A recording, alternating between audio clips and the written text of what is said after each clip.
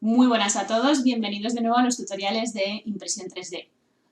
No me conocéis, soy Sofía, pero me habéis estado escuchando en los tutoriales de modelado, laminado y los principios básicos de impresión 3D que habíamos visto anteriormente en los otros vídeos. Hoy por fin contamos con una impresora física que nos va a ayudar a entender muchísimo mejor determinados conceptos como lo que habíamos estado hablando anteriormente, la nivelación, los materiales, la temperatura. Lo vamos a poder ver de forma mucho más técnica y además nos va a ayudar a colocar una pieza a imprimir aunque no tengamos prácticamente nociones básicas de modelado todavía. Además, entenderéis que es muy sencillo mantener la impresora con una puesta a punto muy básica y hablaremos también de los materiales con los que contamos para poder imprimir. En nuestro caso la Witbox 1, es un modelo que aunque tenga unos añitos ya, es una impresora que funciona muy bien por el sistema de deposición fundida y que además tiene un volumen de impresión muy grande, con lo cual las piezas que podemos construir son bastante grandes y que además cuenta con determinadas cuestiones técnicas que funcionan fenomenal, como pueda ser el canal de Fibonacci que nos ayuda a meter el material, o que cuenta con una base extraíble, o que además, como es estanca, mantiene la temperatura. Así que bueno, os voy a empezar a contar ya un poco más en profundidad todas esas cuestiones técnicas y espero que me acompañéis en este vídeo. Así que adelante. Bueno, lo primero de todo que vamos a hacer es poner en marcha nuestra impresora, que es lo primero y principal de todo. La enchufamos a la red eléctrica y en nuestro caso tenemos el botón de interrupción en la parte de atrás. Intentar siempre que la impresora esté apagada antes de conectarla a la red, porque no genere problemas en la placa interna de la impresora. Así que la ponemos en marcha, no os asustéis porque hace un poquito de ruido. Lo primero que se pone en marcha siempre son los ventiladores de la impresora. Entonces eso hace que genere un zumbido constante que es bastante habitual en todas las impresoras. Lo bueno es que como nuestra impresora es cerrada, no nos va a hacer tanto ruido como si fuese una impresora de módulo abierto. Así que, adelante. Lo primero que nos llama la atención de esta impresora es que tiene luz. Y eso es genial, porque nos hace visualizar nuestra pieza conforme se va imprimiendo de una forma increíble. Nos permite ver los detalles, los posibles fallos que se vaya generando en la impresión 3D si no hemos colocado nuestra pieza correctamente, si no tenemos bien nivelada la base o cualquier otro posible error que podamos tener. Además va cerrada con llave, así que lo primero que vamos a hacer es abrirla. Y lo primero que nos vamos a encontrar en nuestra impresora es que funciona todo con un único panel y un único botón de control. La mayoría de las impresoras funcionan así, no tienen muchísimo más misterio. Así que nos encontraremos que la mayoría de las funcionalidades las encontraremos simplemente girando una ruleta y pulsando nuestro botón. Lo primero que voy a hacer es extraer la base para que veáis cómo es una superficie de impresión 3D. Aquí igual no se permite visualizar muy bien, pero están generadas de vidrio templado, porque tienen que aguantar y soportar temperaturas de aproximadamente unos 200 grados, según el tipo de material que vayamos a imprimir. Hay que asegurarse muy bien, lo primero de todo es que esta base está bien colocada y luego lo que vamos a hacer es nivelarla, porque así nos aseguraremos que la pieza, conforme se empiece a imprimir, está correctamente alineada con la superficie y eso no va a generar alteraciones luego conforme construyamos la pieza. En nuestro caso, cuenta con unos puntos, no sé si se visualiza muy bien, imantados y con una pieza de metacrilato que va encajada sobre la base de la impresora. La impresora funciona básicamente con un eje vertical que se controla con un motor inferior y con unos tubos que funcionan en los ejes X e Y que desplazan este extrusor. Si podéis fijaros un poquito más aquí, luego acercaremos la cámara para que lo veáis en más detalle, es de donde sale el material y donde empieza a extrusionar el material sobre nuestra base. Así que lo primero de todo es, vamos a colocar nuestra base bien sujeta, bien encajada, que nos aseguremos que está bien sujeta sobre todo a los topes y a partir de ahí lo que haremos será nivelarla. Para nivelarla, ¿qué necesitaremos? Necesitaremos únicamente ponerlo en el control de nivel en el panel de manejo de la impresora y, en nuestro caso, nos viene ya incluido con la impresora una hoja de nivelación. Podéis utilizar cualquier material que sea similar a un folio con un poquito mayor de grosor, que es lo que nos marcará más o menos la distancia que necesita quedarse entre el extrusor y la base de impresión. ¿De acuerdo? Bueno, lo primero que vamos a hacer es centrarnos en el panel. Aquí nos encontramos la posición de los ejes, y ya se encuentra en la esquina de la base. En nuestro caso, como nuestra base son las dimensiones que tiene en milímetros, son 287 por 200 y una altura de 0,15, ¿vale? Para que veáis que es súper precisa en cuestión de medidas. También nos dice que de momento no le hemos cargado ningún archivo SD, así que aquí el porcentaje de impresión que lleva la pieza, ¿vale? Que nos dice que está en la parte superior, en el tope del eje Z, ¿vale? De lo que sería nuestro eje de altura de la impresora. Lo que vamos a hacer es decirle que vayamos a la fase de control, nos vamos a ir a nivelar la base y nos va a aparecer ya un panel diciendo que pulsemos para comenzar el nivelado de la impresora. Bueno, la impresora ya mueve el extrusor hacia uno de los extremos y vamos a ver si nuestro papelito cabe entre el extrusor y la base. Bueno, yo en mi caso, no sé si se puede percibir muy bien, pero queda un poquito distanciado. Así que lo que voy a hacer es ajustar un poquito en estas ruletitas inferiores que lleva, ¿vale? Que veáis que se quede más o menos en una distancia suficiente. Voy a comprobar de nuevo.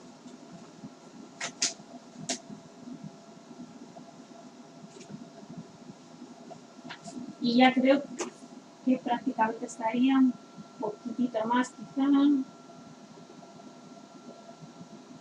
Ahí.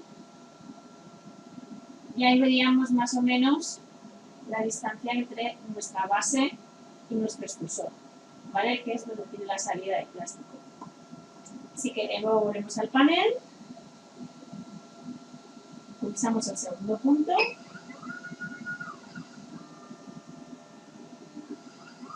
y volvemos al segundo punto. ¿Veis? Aquí se queda un poquito distanciado, voy a comprobar, voy a ajustarlo un poquito más.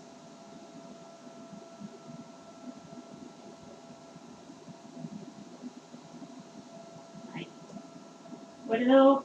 Volvemos al panel y pulsamos el tercer punto. Como veis ya se coloca en la parte central del panel. Vamos a comprobar de nuevo.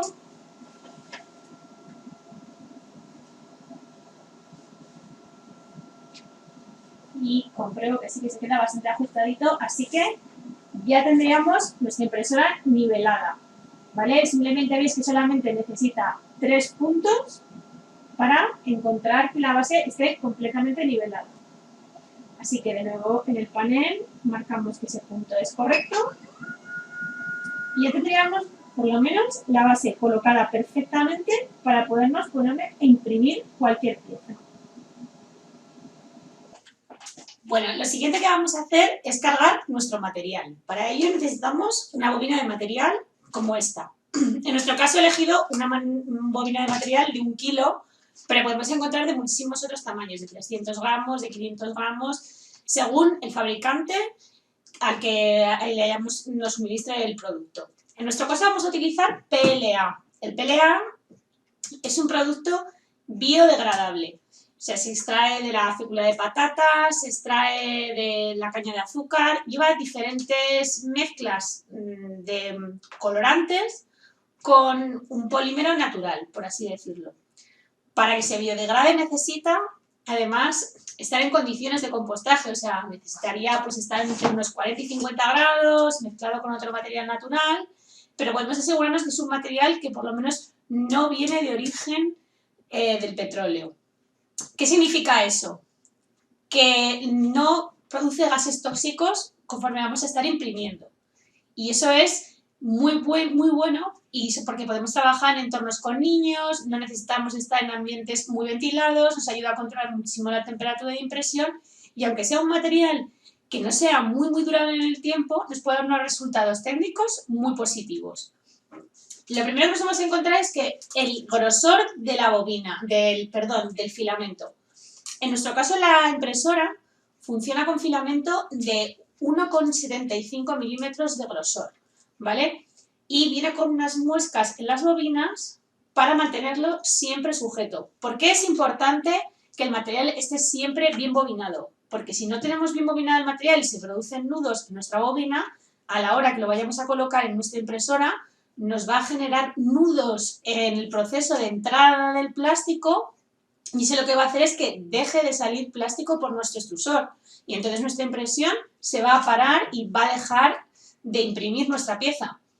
Y eso es un problema porque evidentemente vamos a gastar un montón de tiempo de electricidad, de máquina, sin gastar material y que luego nos vamos a encontrar una pieza a medias. Así que siempre acordaros que cuando abráis el material y lo coloquéis en la impresora y luego lo volváis a colocar en vuestra bobina, siempre aprovechéis las muescas que vienen por defecto en la mayoría de las bobinas, pueden ser en forma de T, pueden ser cerradas, para mantener vuestra bobina siempre bien bobinada, ¿vale? Con el correcto enlazado de la bobina, para que no se produzcan nudos. Así que ahora simplemente lo que vamos a hacer es colocarlo en el soporte que viene en la mayoría de las impresoras para colocar la bobina y vamos a introducirlo en nuestra cánula de Fibonacci que lo que va a permitir es facilitar esa entrada del plástico en nuestro extrusor. Va a hacer que entre de forma constante y que no tenga que ejercer tanta fuerza para que entre el plástico, porque le facilita la colocación del hilado en la entrada del extrusor. Así que vamos a ello. Bueno, lo que vamos a hacer ahora es cargar nuestro material. Bueno, como veis aquí nos encontramos el soporte de la impresora, que es una pieza que simplemente se coloca por tensión, ¿vale? Y vamos a coger nuestro material. Bueno, yo en este caso he elegido lo del PLA que os comentaba antes y siempre recordar eso, lo del tema de las muescas del tema de la bobina para mantener bien el bobinado y el hilado. Bueno, como veis aquí ya viene muy bien bobinada, viene muy controlada y no viene con nudos. Eso es importante, porque si ya nuestra bobina por defecto, el fabricante no la ha bobinado bien, lo que va a hacer es que nos genere problemas, aunque nosotros tengamos muchísimo cuidado. O sea que es importante elegir buenos fabricantes de material que nos den el material muy bien bobinado. Entonces lo que voy a hacer aquí es extraer esto, intentando quitar mucho hilo, y lo que voy a hacer es introducirlo en la cánula.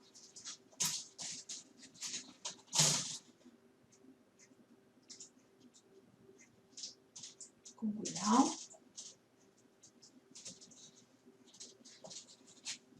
Y ir metiendo poquito a poquito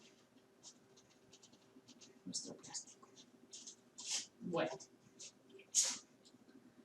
veis que así se nos mantiene, no se nos vaya sobre todo el plástico del hilado, ¿vale?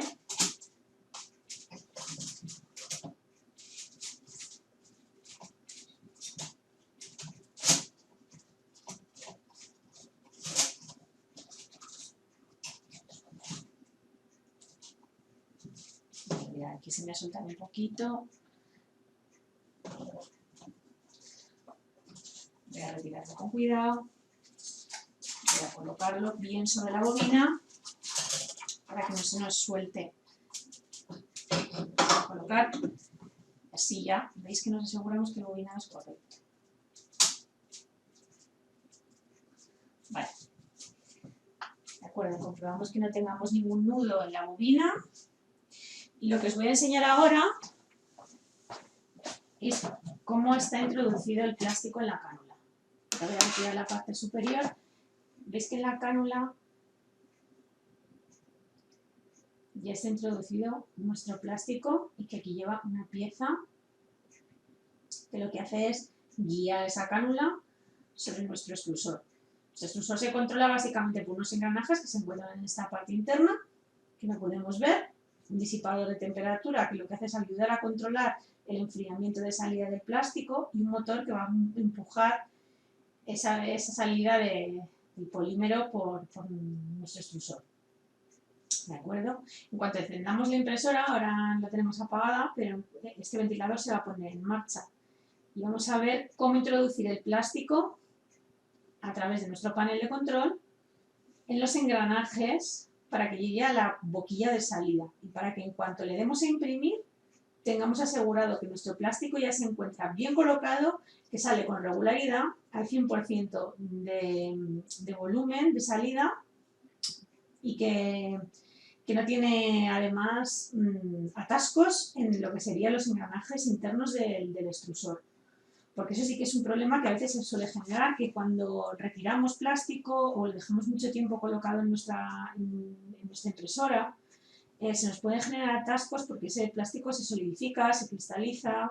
Además, determinadas impresoras, en este caso, llevan una cánula de un polímero que aguanta muchas temperaturas, teflón, que lo puedes retirar cuando llevas cierta cantidad de impresiones o cierta cantidad de horas de impresión. Pero bueno, en nuestro caso no vamos a desmontar ahora el extrusor, y lo que simplemente quiero que veáis es cómo se añade el plástico dentro de lo que sería nuestra máquina. Así que me voy a venir aquí, vamos a venir al panel, voy a encender la máquina que la teníamos apagada. Y automáticamente veis que nos aparece con una temperatura mínima, que era con la última que más o menos la teníamos. Lo que voy a decir es que venir aquí al panel de control. Voy a venirme a filamento y vamos a decirle que queremos que cargue el filamento que le hemos introducido en la cánula. Lo que vamos a hacer es siempre fiarnos, la temperatura que nos marque aquí es la que nos marque el fabricante. En nuestro caso, como he elegido un filamento que el fabricante nos marca que tienen que ser 205 grados los adecuados para que el plástico fluya con normalidad, le voy a dar la misma temperatura que le pondría a la hora de imprimir, ¿de acuerdo? 205 grados centígrados sería la temperatura ideal de nuestro polímero para imprimirse. Así que 5 y le damos OK. Muy bien, y aquí ya estamos viendo a qué temperatura se encuentra ya nuestro extrusor y a qué temperatura tiene que llegar a alcanzar.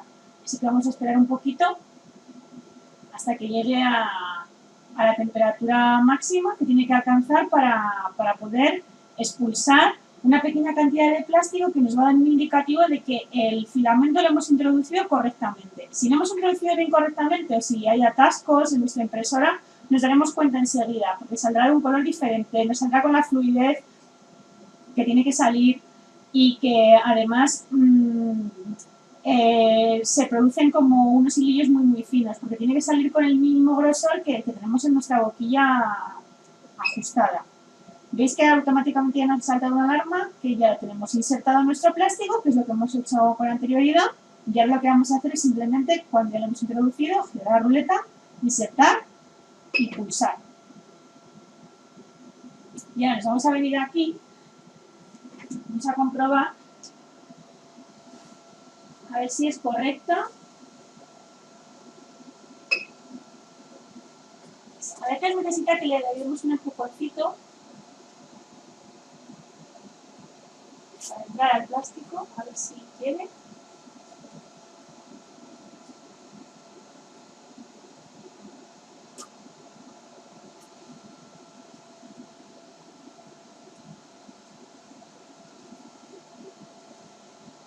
Vamos a darle un minutito. Mira, ahí ya podemos observar cómo ha salido una pequeña cantidad de plástico.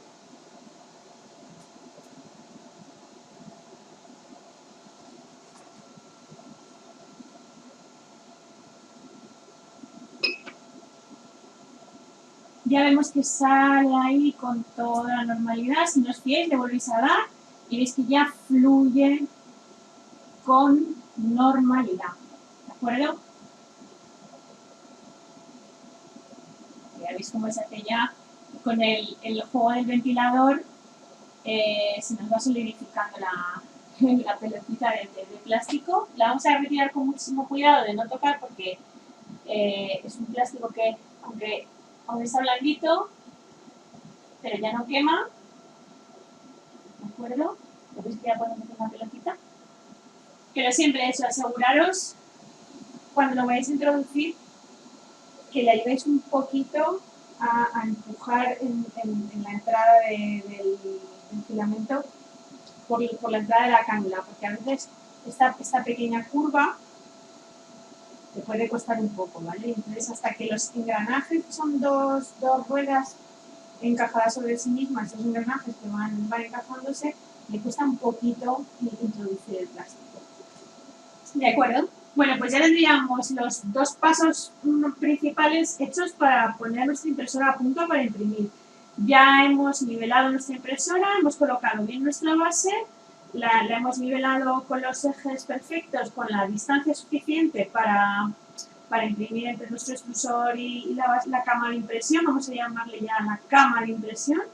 Y ya hemos comprobado, hemos introducido el filamento en toda nuestra cánula de Fibonacci y hemos introducido y cargado nuestro filamento dentro de nuestro extrusor.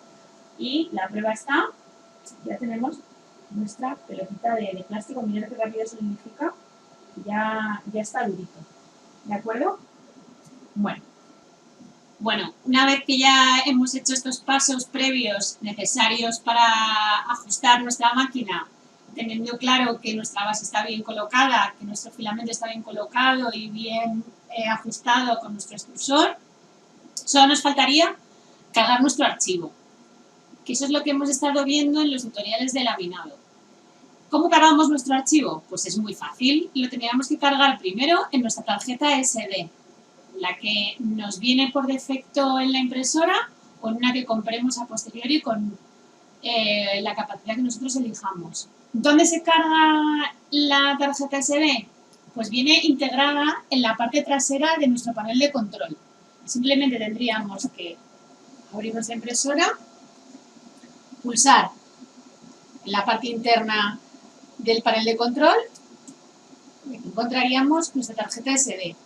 La tarjeta SD directamente la cargamos en un lector o en nuestro propio ordenador y cargaríamos el archivo STL, el Stereolithographic, que es el que nos genera nuestro laminador, que es un archivo estándar que prácticamente leen todas las tipologías de impresoras por deposición como esta y que lo que nos va a hacer es dar un sistema de coordenadas de movimiento de cómo se tiene que controlar nuestro extrusor, en qué momentos tiene que depositar plástico y en qué momentos tiene que parar y dejar de expulsar plástico, en qué momentos se tiene que ir al punto de origen, en qué momentos tiene que hacer desplazamientos o en qué momentos tiene que hacer las paredes, rellenos o soportes.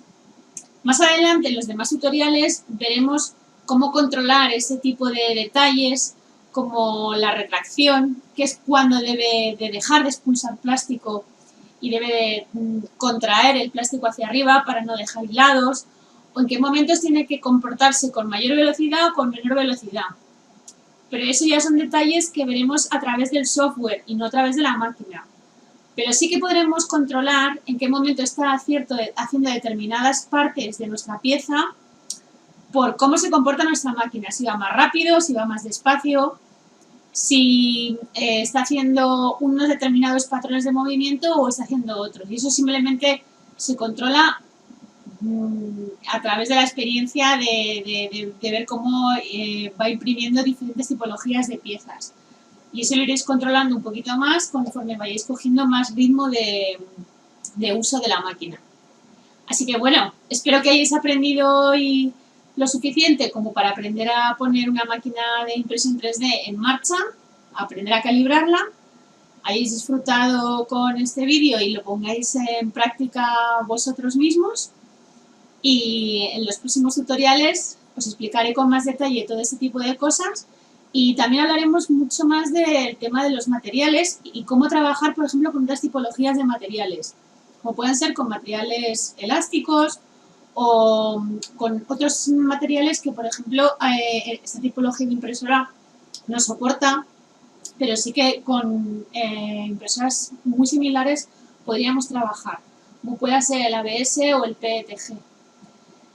Buenas a todos, bienvenidos de nuevo al tutorial de impresión 3D de la clases prácticas número 2. Bueno, lo primero deciros que en el anterior tutorial cometí un error de lenguaje, porque es lo que tienen los directos, que es que os dije que el archivo que cargaríamos en la impresora en nuestra tarjeta SD sería un STL y el STL es lo que llevaríamos a nuestro laminador y lo que nos genera nuestro laminador es un archivo .G-code. El archivo G-code es el que nos da las coordenadas de movimiento, de cómo se tiene que controlar la impresora, de cómo se tiene que mover y es importante saber diferenciar lo que es un archivo STL de un archivo G-code. Disculpadme porque es un error simplemente lingüístico, pero es muy importante a nivel de información y tiene bastante importancia. Hoy os quería hablar de determinados elementos que vamos a necesitar, aparte de nuestra impresora, para llevar a cabo cualquier impresión con un poquito más de detalle. A ver, lo primero que vamos a hablar es del tema de la adherencia de la placa. Podemos contar con muchísimos elementos que nos pueden ayudar para el tema de la adherencia de la placa. Hay gente que utiliza la placa limpia tal cual está y que con cierta rugosidad que tienen determinados modelos de impresión de impresoras son suficientes como para que la pieza se adhiera perfectamente a la placa. En el caso, por ejemplo, de esta impresora, que tiene un vidrio templado, el problema es que es casi demasiado pulido como para que las piezas se adhieran correctamente a la superficie. Y eso lo que puede hacer es que nuestras piezas se desplacen y no se adhieran correctamente a la placa y con la vibración de la máquina lo que haga es que la pieza se despegue de la base de nuestra cama de impresión y se nos mueva conforme se va imprimiendo. Eso haría que nuestra pieza falle y que no consiguiésemos una pieza final con ni siquiera unos mínimos de calidad. Así que yo voy a basarme en los conocimientos de la experiencia y os voy a decir que podemos encontrar muchos elementos. A ver, hay muchas marcas comerciales que lo que nos proporcionan, por ejemplo, son los FixPad. Los FixPad son unas superficies antideslizantes y adherentes que se colocan encima de la cama de impresión y que lo que van a hacer es que nuestra pieza no se desplace. El problema de los FixPad es que tienen unos usos limitados y que conforme vayan pasando 2, 3, 4, 5, como mucho 6 impresiones, lo vamos a tener que retirar y desechar. Y aparte de generar un residuo, nos sale económicamente mucho más caro porque incrementa nuestro nivel de coste por pieza. Así que yo os voy a dar cuestiones de soluciones más sencillas que, por ejemplo, nos pueden solucionar determinadas cosas como la adherencia. En el caso de, por ejemplo, de bases de vidrio templado muy pulidas, como pueden ser en el caso de las Whitebox, pues lo que recomendamos son, por ejemplo, adherentes en spray. Podemos encontrar muchísimos adherentes en el mercado que son especiales para impresión 3D, pero también podemos utilizar una solución más casera, como pueden ser las lacas. Lacas sobre todo de adherencia alta. ¿Marcas que recomendaros? Bueno, pues una laca Nelly, por ejemplo, es una laca que tiene muchísima adherencia y que funciona muy bien porque tiene un componente de adhesivo muy alto. Así que simplemente con que busquéis una laca en el mercado que tenga un componente adhesivo muy alto, os puede funcionar. Hay determinadas lacas que no funcionan igual porque son muy suaves y que tienen muy poco componente adhesivo y entonces eso igual no os funciona. Por eso os recomiendo un tipo de laca como la de Nelly, que además de ser muy económica, pues nos puede valer perfectamente con una suficiente cantidad de adhesivo para que se nos adhieran bien las piezas. ¿Cómo aplicaríamos la laca? Pues la laca simplemente, yo lo que os recomendaría es que la aplicaseis o extrayendo la base y expandiendo una pequeña cantidad muy uniforme sobre la placa de impresión o, con mucho cuidado, cubrir parte del extrusor de una forma que no se nos manchen mucho los rodamientos, de tal forma que, por ejemplo, retirando la tapa superior de nuestra impresora y utilizando pues un papel de apoyo para que no nos manchen los engranajes y aplicar una capa superficial agitando bien el envase de la laca y aplicando una superficie sobre la superficie una capa muy fina.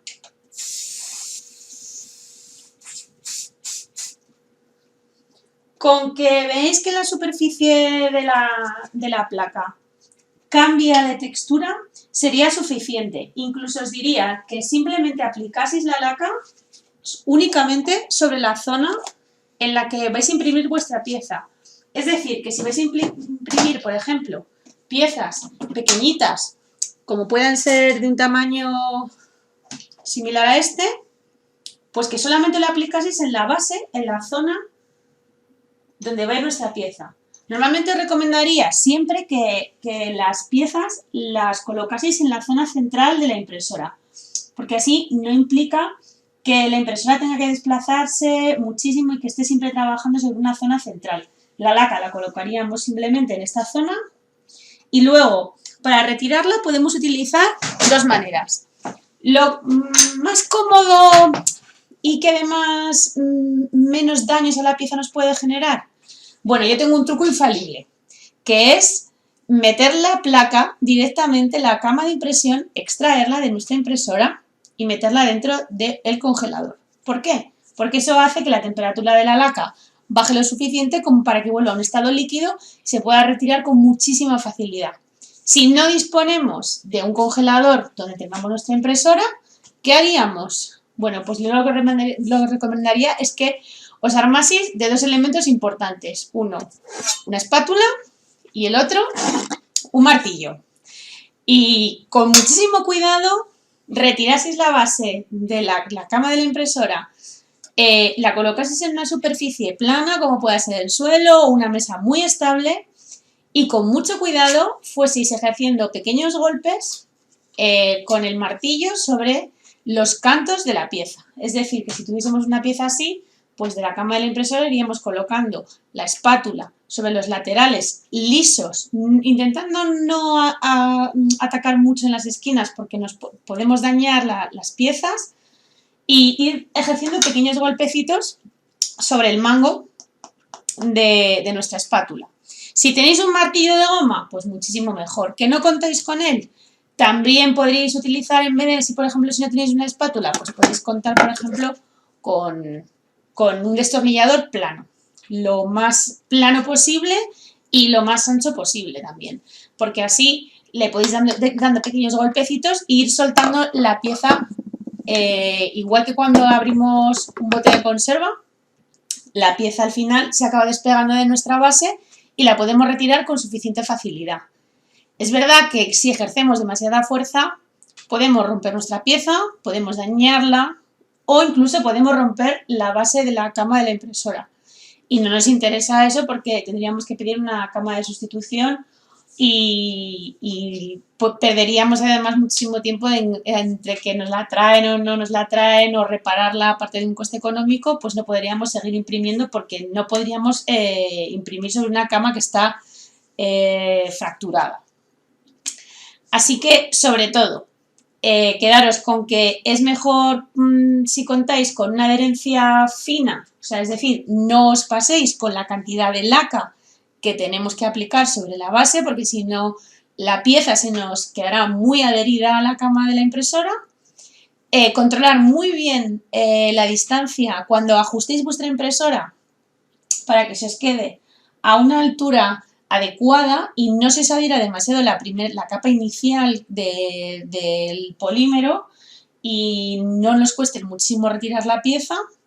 Intentar que cuando preparéis el laminado de la pieza que estáis haciendo no tenga una excesiva cantidad de soportes, no le pongáis un excesivo raft o incluso no le pongáis una falda excesivamente ancha, porque si no será todavía más complejo de retirar. Así que es importante saber ajustar no solamente bien la impresora al principio cuando la niveléis, sino también controlar muy bien el tema de la adherencia con un buen adhesivo, como puede ser, aunque sea con una laca convencional, con un fix pad, si queréis, con un adhesivo específico para impresión 3D, que muchas casas también lo proporcionan y que dan un grado de funcionalidad muy bueno. Y sobre todo, tener muchísimo cuidado a la hora de retirar las piezas. El tema de retirar las piezas, lo que os comentaba, si podéis retirar la base y meterla en un refrigerador, durante unos 15-20 minutos como máximo, la pieza se retira con una facilidad increíble. Luego simplemente lo único que tenemos que volver a hacer es volver a colocar la cama muy limpia para que no queden los restos de laca de la anterior impresión y volver a colocarla en su sitio y recordar siempre, siempre, siempre nivelar vuestra base antes de volver a imprimir una pieza. Otro de los consejos importantes que os quería comentar a la hora del mantenimiento de la impresora. El tema de la retirada del plástico después de la impresión.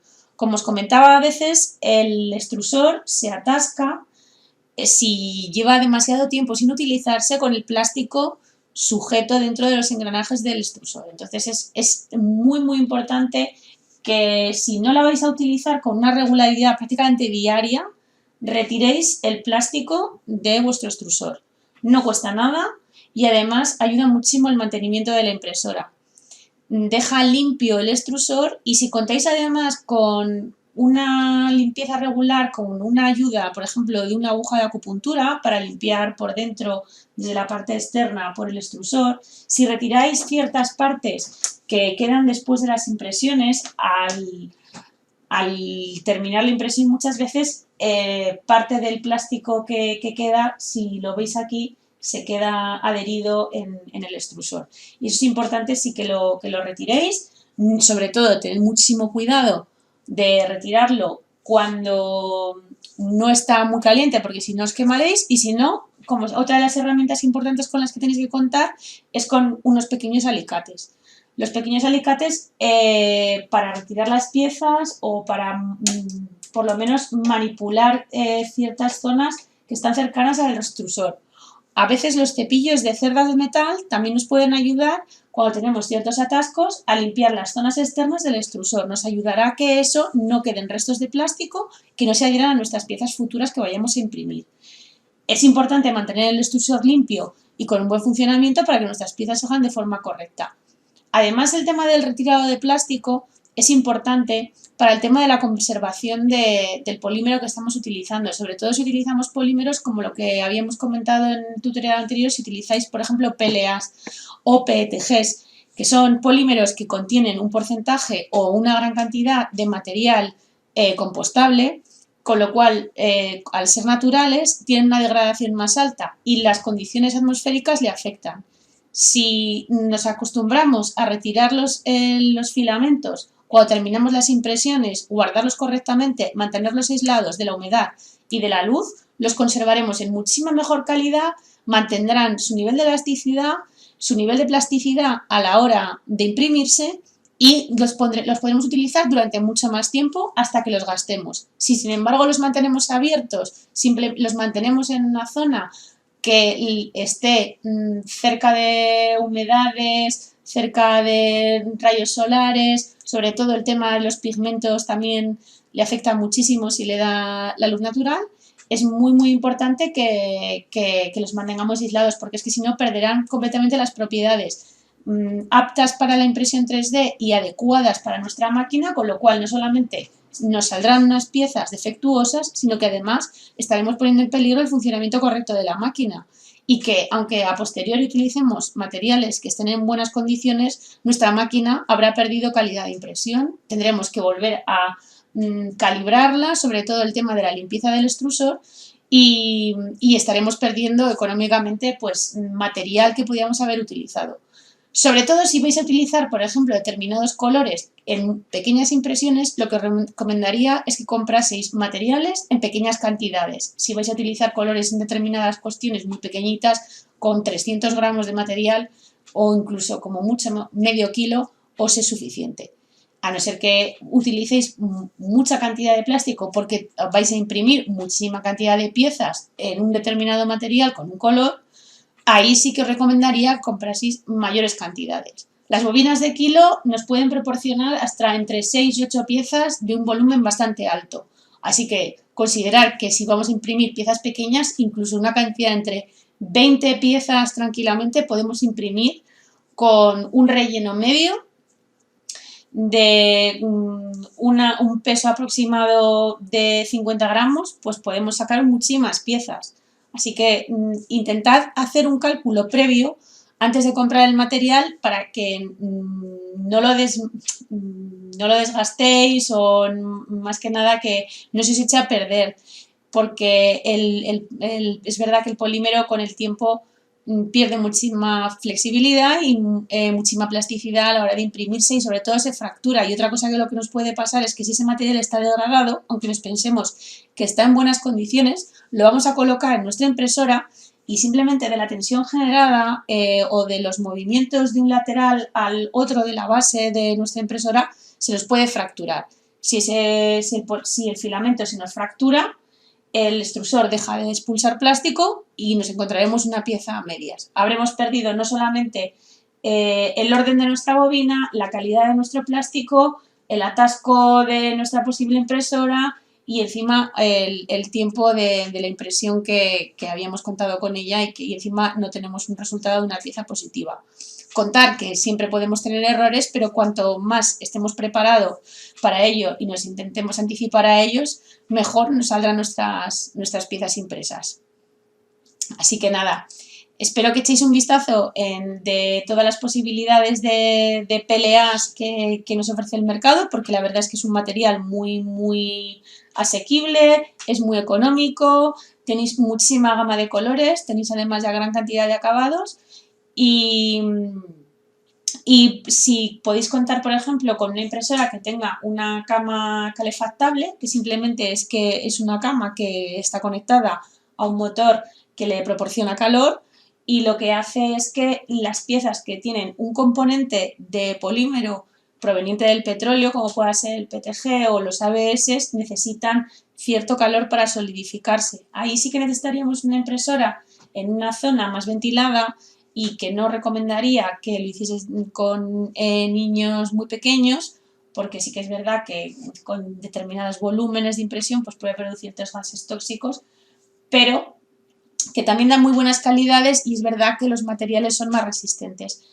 El tema de las impresoras calefactables, bueno, lo veremos un poquito más adelante. Hoy simplemente os quería enseñar también otro tipo de material independiente del PLA, que son los materiales flexibles. Los materiales flexibles también se pueden imprimir.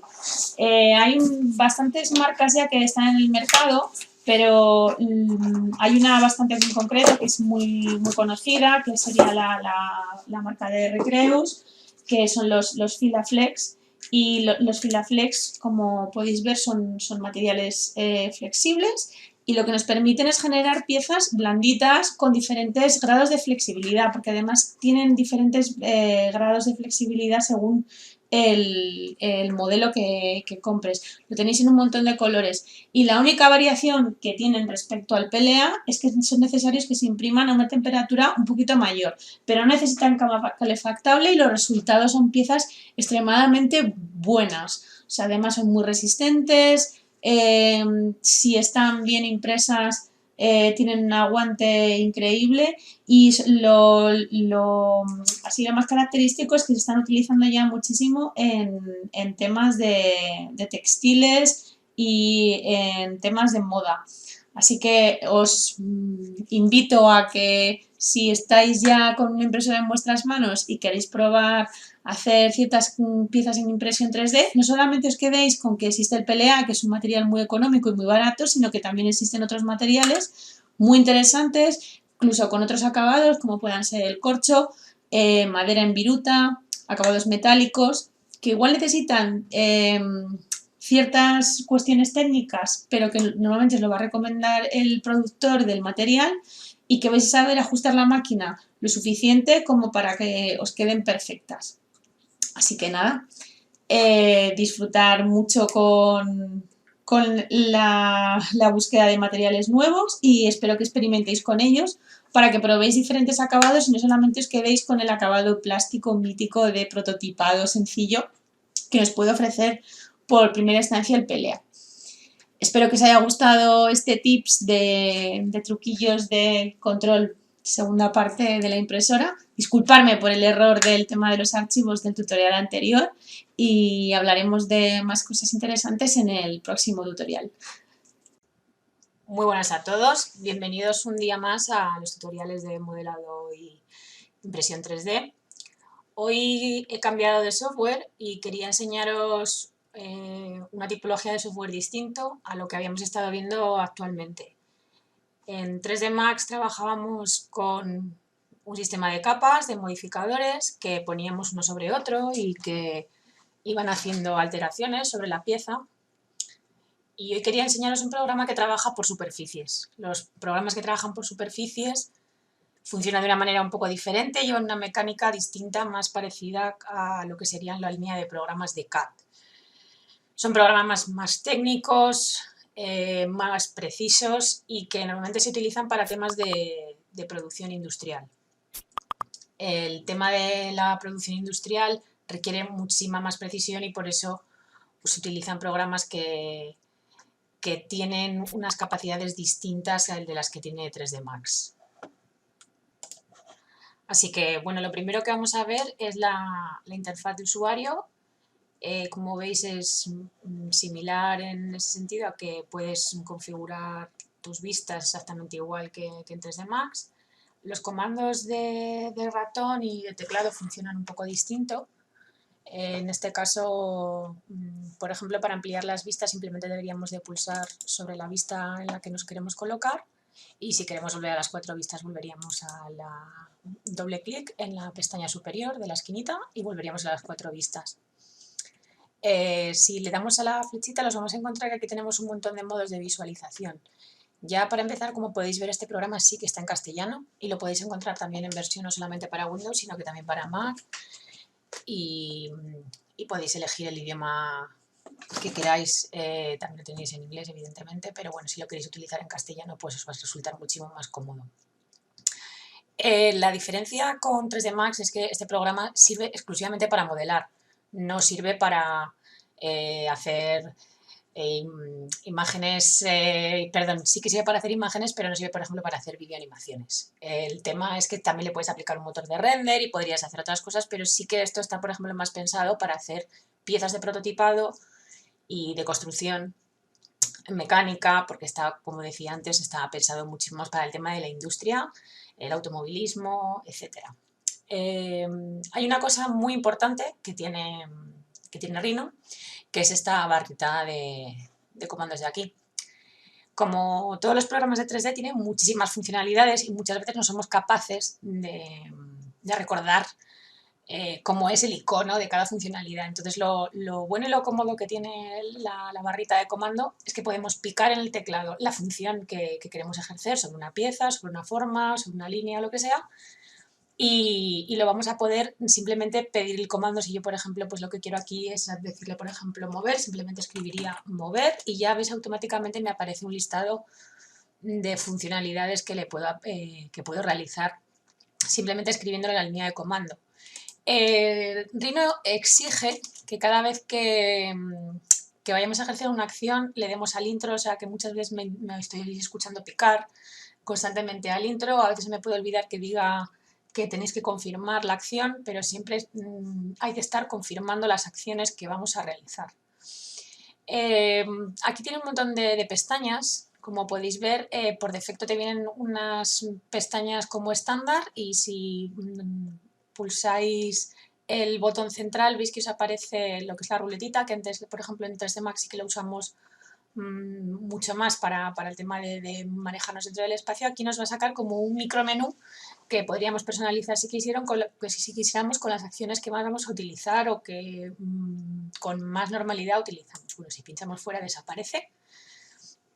Aquí abajo también podemos directamente elegir el tipo de visualización. Veis que cambia se nos cambia y se nos activa simplemente pulsando la pestaña en la parte inferior, pero bueno, ya os digo que lo podéis hacer directamente también de forma intuitiva pulsando la pestañita de arriba. Nos alejamos y nos acercamos con la ruleta y con el botón derecho lo que vamos a hacer es orbitar. Aquí el tema del paneo es un poco más desagradable porque no tenemos esa facilidad para hacerlo con un atajo de teclado. Otra cosa que es importante saber, por ejemplo, con el tema de Rhino, voy a hacer una pieza, ¿vale?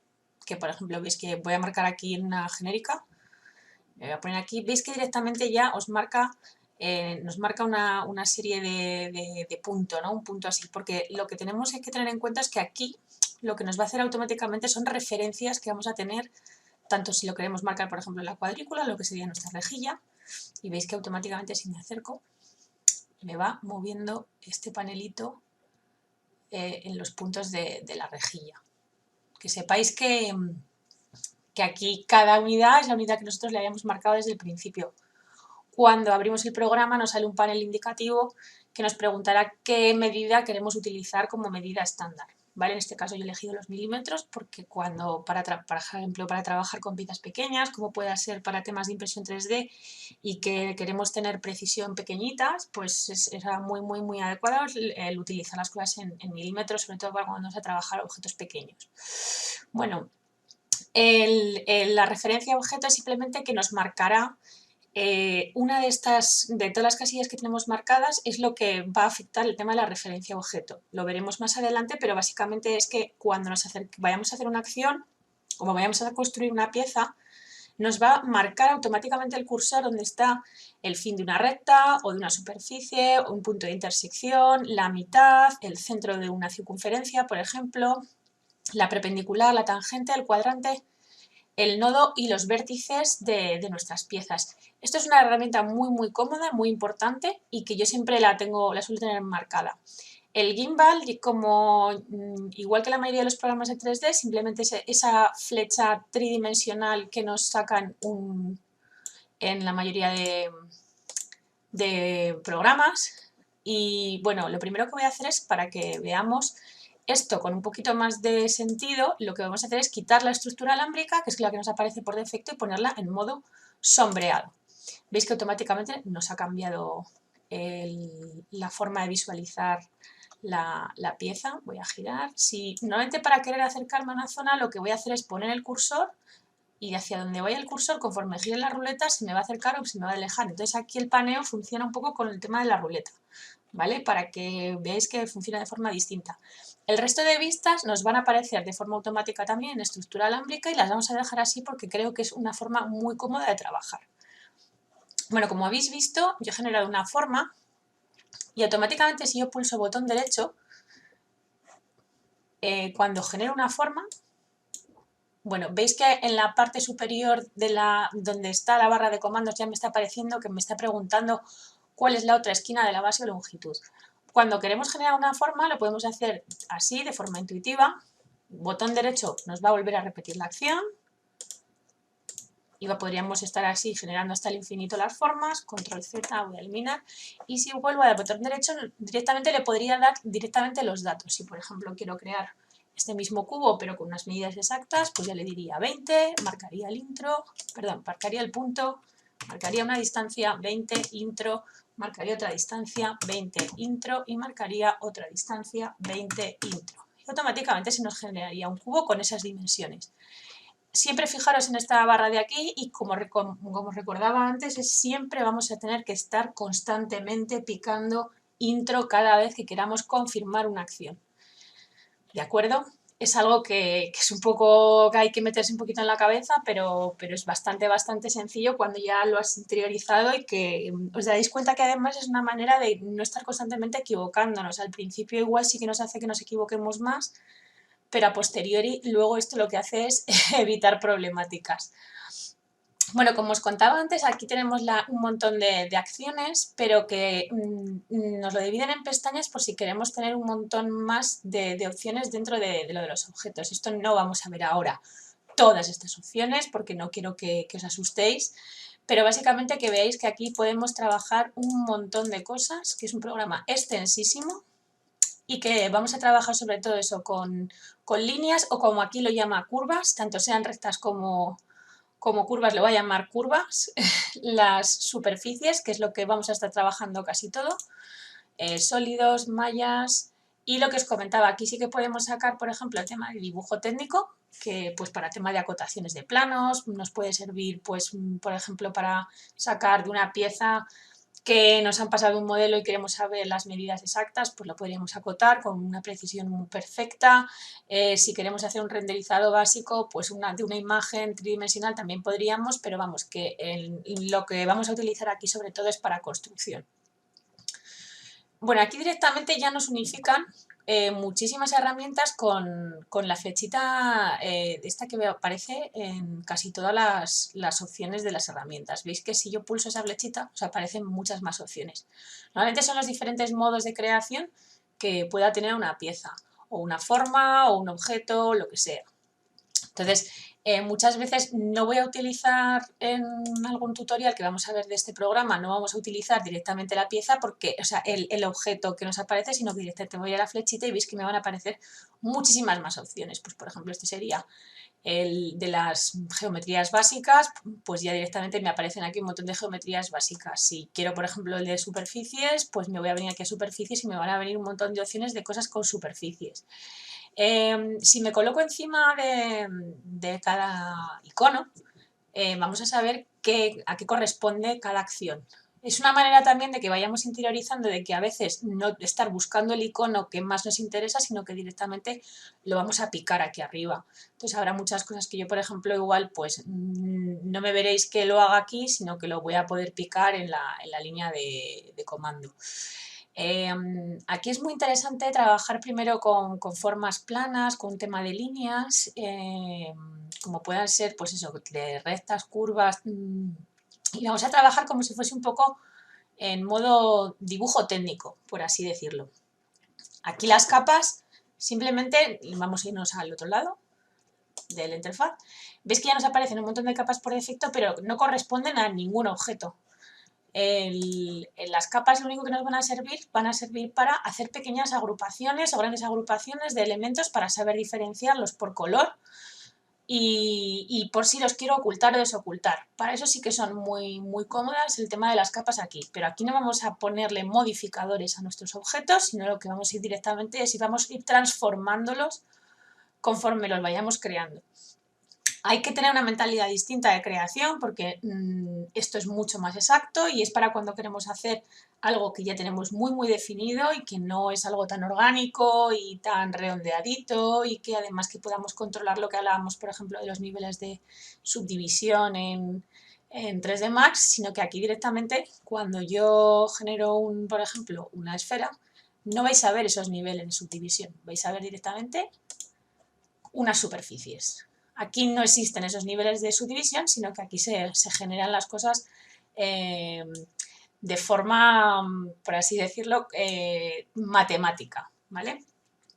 Cuando queremos modificar una forma, como pueda ser, como utilizábamos el FF4 en 3D Max, se puede, pero aquí se trabaja como sería con superficies nulls. Bueno, lo que os decía antes,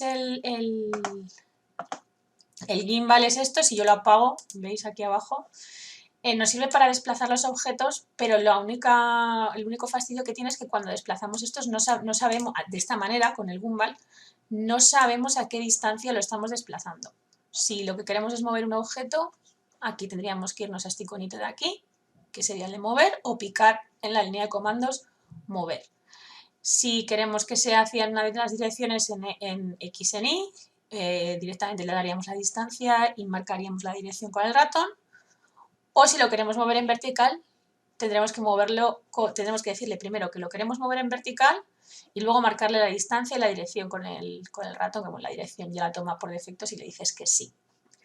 Pero para que veáis una idea, que ya simplemente la herramienta básica de mover, que es algo como muy intuitivo, que en 3D Max lo hacíamos directamente todo a mano, y que teníamos aquí debajo una pequeña línea de comando que le podíamos dar la distancia en la que se encontraba dentro del espacio, aquí no trabajamos así. Aquí para mover un objeto, por ejemplo, pues iríamos aquí a mover. Veis que directamente nos aparece lo de mover. Y nos va a aparecer aquí una pestaña con opción vertical, sí o no. Si yo lo que le digo, lo que me va a pedir directamente es un punto de referencia. Como tengo todos estos puntos de referencia marcados, pues veis que me aparecen. Por eso es muy importante tener esos puntos de referencia, porque a ver desde dónde lo quiero mover. Si yo le digo que desde esa esquina hacia allá, él ya automáticamente va a saber hacia dónde lo quiero mover. Yo tengo marcado también el orto, que es para marcar el tema de los ángulos. Y lo que vamos a hacer es, por ejemplo, marcarle una direccionalidad, que sería hacia aquí, y decirle, por ejemplo, una distancia. Pues le digo que, por ejemplo, quiero que me lo traslade de 50, le digo intro, y automáticamente ya veis ya que me marca esos 50, y tengo que volver a confirmar. Intro. A ver, repito, que no me queda bien.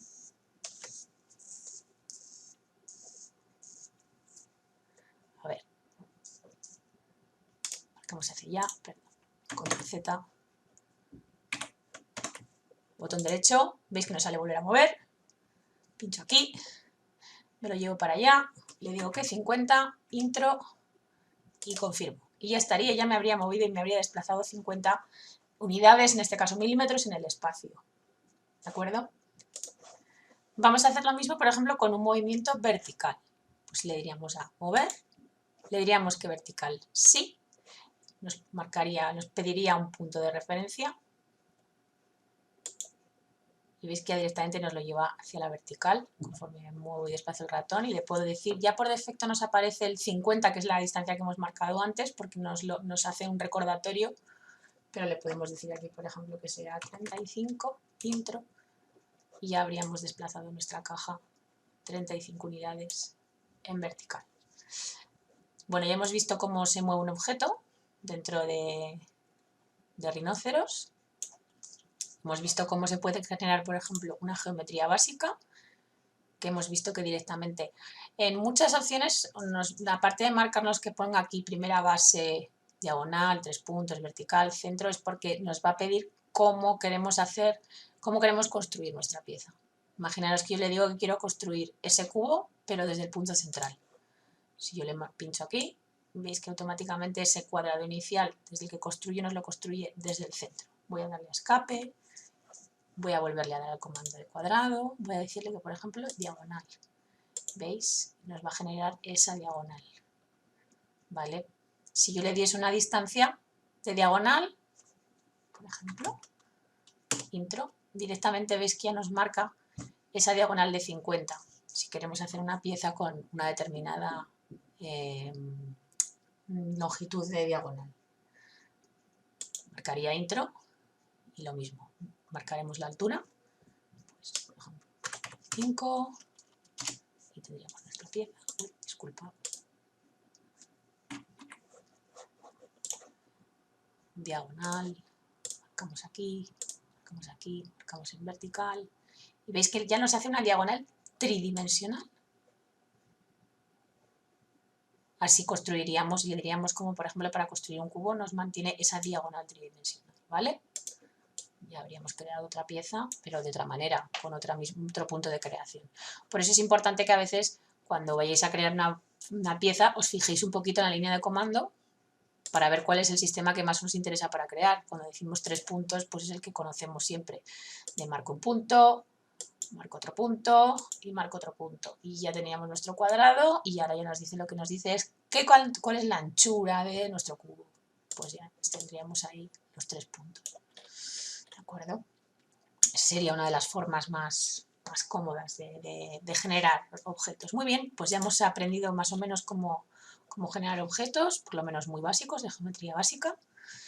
Ya hemos visto que las capas, ya os he comentado que las capas que teníamos aquí solamente nos van a servir para agrupar objetos, y lo que vamos a hacer es, por ejemplo, si imaginaros que yo quiero agrupar, tengo aquí voy a generar varias esferas.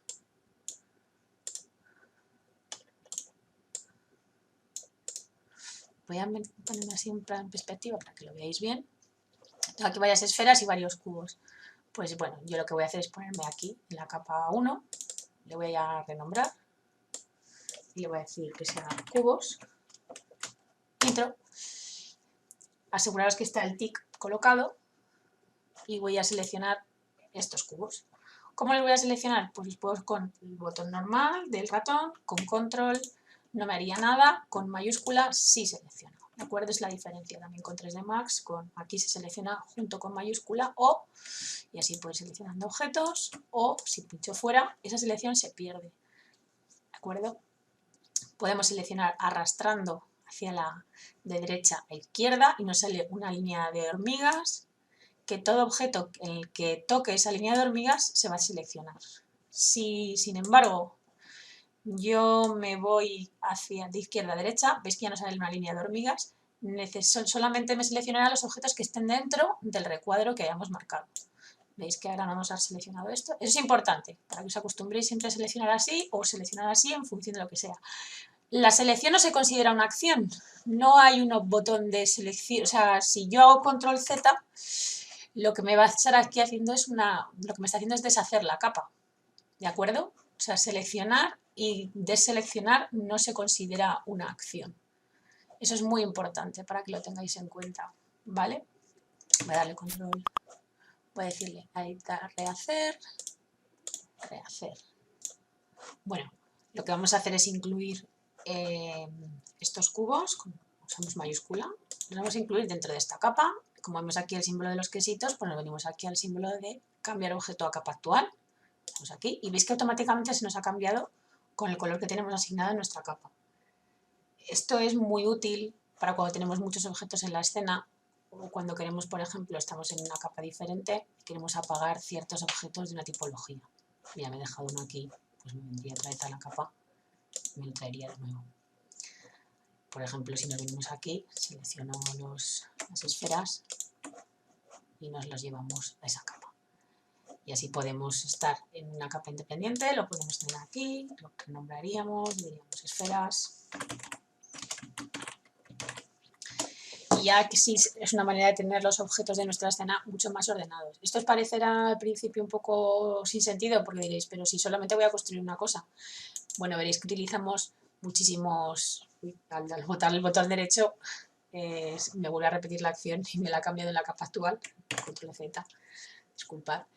Veréis que utilizaremos muchos objetos como ayudantes o que utilizaremos acciones, por ejemplo, con acciones booleanas de restar unos objetos con otro o cortar con planos de ayudantes. Y a veces esos ayudantes nos interesa conservarlos. Entonces nos vendríamos, por ejemplo, yo suelo generar capas que ponga ayudantes o que ponga helpers y dejarme una capa siempre para poder ocultar esas cosas. O sobre todo cuando hacemos dibujos iniciales, que construiremos cosas con líneas y veremos cómo esas líneas luego, por ejemplo, es interesante conservarlas porque si alguna vez nos equivocamos, como no funcionamos a través de capas de modificadores, sino que vamos a ir deformando o construyendo nuestra pieza con diferentes trozos o piezas o superficies, pues vemos que esas líneas es importante conservarlas, ¿de acuerdo?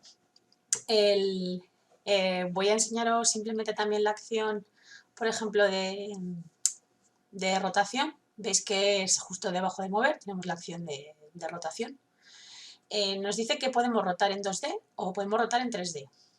Yo normalmente prefiero rotar en 2D, porque a veces las rotaciones tridimensionales nos hacen un poco de extraños. Así que bueno, normalmente lo que vamos a darle es rotar. Lo primero que nos va a decir es si queremos copiar el objeto y rotar uno nuevo, generar uno nuevo conforme esta rotación, o simplemente lo queremos rotar. Nos va a pedir que le demos el punto de rotación a la línea inicial. ¿Veis que nos genera una línea?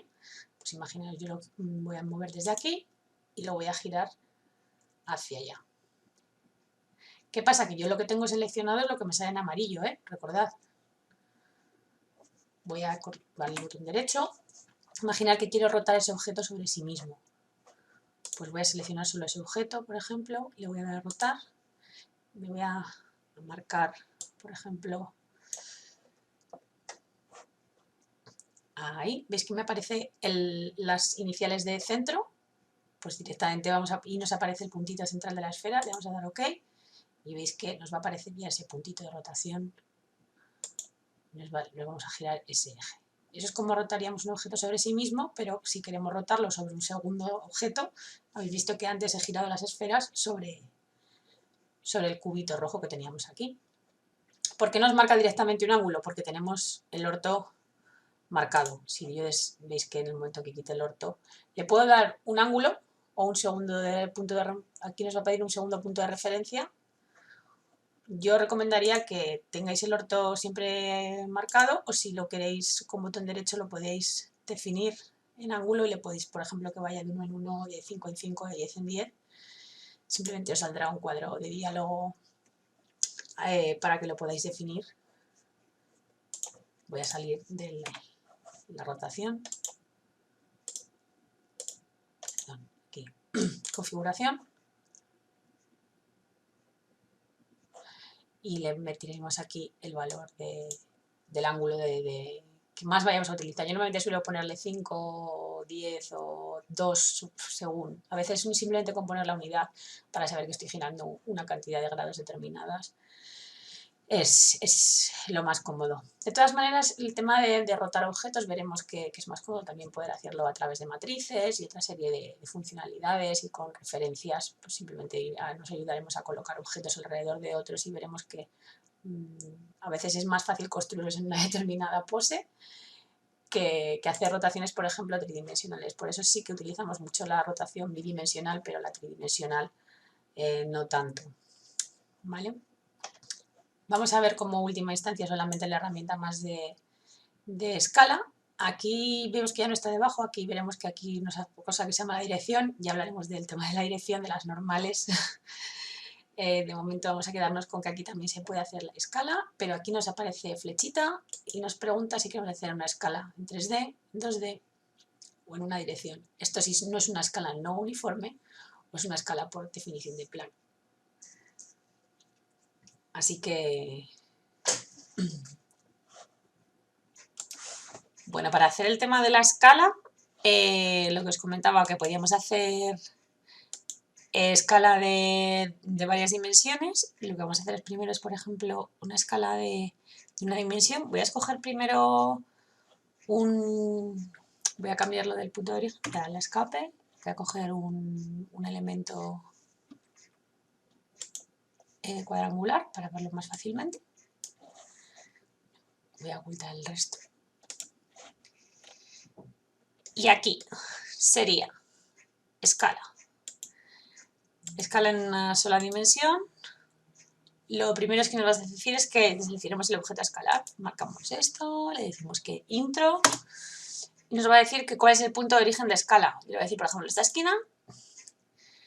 Y cuál es el primer punto de referencia o fractura de escala. Entonces nos vamos a venir, por ejemplo, el segundo punto de referencia, que sea un segundo vértice.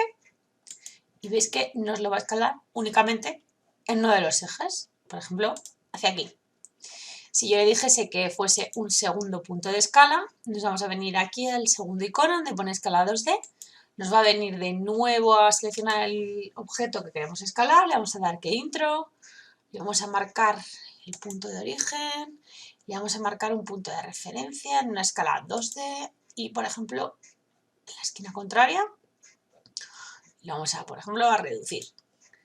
Y así hemos reducido nuestro punto de escala en 2 dimensiones. Y si lo que queremos es reducir el punto, el objeto en una escala de 3 dimensiones, con que le demos directamente al icono, le vamos a seleccionar, le damos a intro, nos volvemos a seleccionar un vértice y le damos una escala tridimensional y, por ejemplo, en la diagonal tridimensional de nuestro objeto. ¿Vale? Pulsaríamos OK y adelante. Podríamos escalarlo. O le podríamos dar un valor, pero lo que nos va a pedir seguramente es un punto de referencia. Por eso os decía antes que necesitamos muchas veces objetos que tengamos de referencia para realizar determinadas transformaciones en nuestros objetos. Vale, pues le podemos decir aquí así y ya tendríamos nuestro objeto escalado en tridimensional. Bueno, voy a hacer un mini resumen de lo que hemos visto hoy. Recordad que solamente estábamos viendo un poquito las primeras fases de iniciación de lo que sería rinoceros, que para poder movernos dentro del espacio Nos podemos alejar y acercar con la ruleta, dependiendo de dónde esté nuestro cursor, se acercará o se alejará en función de nuestro cursor, que podemos pulsar el botón central para tener un resumen de menú, para guardar, ocultar, unir o desbloquear, que lo veremos más adelante, o descomponer, o generar una previsualización de renderizado, que en nuestro caso no lo vamos a utilizar. También podemos utilizar el botón secundario del ratón para poder orbitar dentro del escenario tridimensional. Recordar que es muy importante tener marcados nuestros puntos de referencia a objeto para que podamos generar nuevos objetos, que podemos utilizar el reforzado de rejilla, que podemos tener el orto para girar nuestros objetos en ángulos marcados y definidos que podemos definir simplemente con nuestro botón derecho, que podemos utilizar las capas para integrar nuestros objetos de una tipología de otra, los que vayan a ser nuestros ayudantes, los que vayan a ser por ejemplo, de una tipología como puedan ser las líneas o puedan ser de un grupo de formas determinadas. Y nos hemos aprendido a mover dentro del espacio, nos hemos aprendido a girar y hemos aprendido a escalar un objeto y a incluirlo dentro de esas capas. Además, también hemos visto, sobre todo, lo más importante de este programa, que es lo que tenemos aquí arriba, que es nuestro panel de comando, que es lo que nos va a determinar muchas veces el sistema de creación que vamos a utilizar para generar nuestros objetos básicos de geometría, que eso sí que lo hemos estado viendo, que sería con nuestro elemento de caja, pero que además nos viene con unos niveles de subobjeto muchísimo más amplios, con unas tipologías de objetos geométricos básicos con los que podemos empezar a trabajar. Más adelante veremos las operaciones booleanas, veremos las agrupaciones, las uniones y sustracciones, veremos cómo modificar ciertas formas a un nivel de mesh diferente de lo que hacemos en 3D Max. Aplicaremos sistemas de corte, creación de superficies a través de líneas y aprenderemos un poco el tema de manejo de dibujo 2D, que es una cosa que se utiliza muchísimo en este tipo de programas de CAD. Muy buenas a todos. Bienvenidos de nuevo a los tutoriales de modelado. Hoy vamos con la segunda parte de iniciación en Rhino para aprender a modelar en superficies. Estuvimos viendo en el anterior tutorial un poco cómo funciona la interfaz, el tema de las capas y las herramientas básicas de mover, rotar y escalar. Hoy quiero que veamos también cómo funciona un poco el tema de, aparte de lo de comandos, que también lo empezamos a ver un poquito el otro día, y cómo funciona el tema de dibujar en Rhino, que también lo estuvimos revisando al principio un poquito, y cómo construir geometrías básicas. Hoy vamos a ver unas herramientas muy importantes, que son las de unir y, que eso está de aquí, que sería de las piececitas de puzzle, y la de descomponer. Cuando construimos un objeto, como pueda ser un objeto básico, vamos a ponerlo en sombreado, recordar también los modos de visualización, vamos a ampliar para verlo mejor. Está compuesto de forma unificada en una sola pieza, pero si quisiésemos trabajar de forma individual cada una de las piezas, podríamos descomponerlo. Como habéis visto, en el momento en que le he dado, me han aparecido ya unos tensores internos, unas líneas internas de subdivisión. Ahora podría utilizar cada una de las caras de forma independiente. Podría eliminarla, simplemente dándole a suprimir, y si la quisiera volver a componer, lo único que tendría que hacer es volver a seleccionar todos los objetos. Voy a volver a echar atrás para no eliminarla, voy a cogerlo todo y al volver a unirlo volveríamos a tener la pieza inicial. Lo que sí que se nos quedarían siempre son los tensores internos, ¿vale? La geometría interna aquí no es, porque no es como en 3D Max. Recordad que esto simplemente lo que nos marca son los puntos medios de cada lateral de nuestra pieza. Bueno, el tema de que podamos, por ejemplo, descomponer las piezas es interesante cuando construimos, porque a veces necesitamos simplemente un trozo de nuestra pieza y que no tengamos que construirlo parte a parte. Por ejemplo, imaginaros que a mí solamente me interesa tener 2 laterales o 3 laterales de esta pieza en forma de C, y para qué me voy a tener que andar construyendo toda la línea y luego construyendo o cosas así, pues si directamente, por ejemplo, me cojo este cubo, lo podría descomponer, elimino las partes que no me interesan y, por ejemplo, ya tendría esta forma de C, por ejemplo. Y ahora imaginaros que lo quiero volver a unir, simplemente lo tendría que volver a unir y ya tendríamos una forma construida a partir de un sólido básico, descomponiendo y uniendo sus partes. Si una geometría no está en contacto con otra, no nos la van a unir. Voy a hacer la prueba para que lo veáis, descompongo de nuevo, cojo uno de los laterales, me lo llevo hacia uno de los extremos, selecciono todo, le digo que unir, y como veis, esto sigue perteneciendo a otro objeto, esto forma parte de otro objeto y esto sí que se queda unido.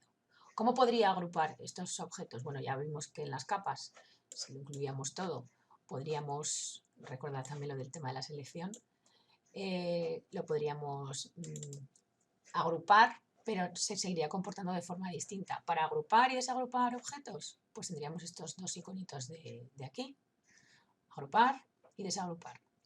Si yo lo agrupo, automáticamente esto se comporta como un solo elemento, y si lo desagrupo, vuelvo a tener cada elemento de forma individual.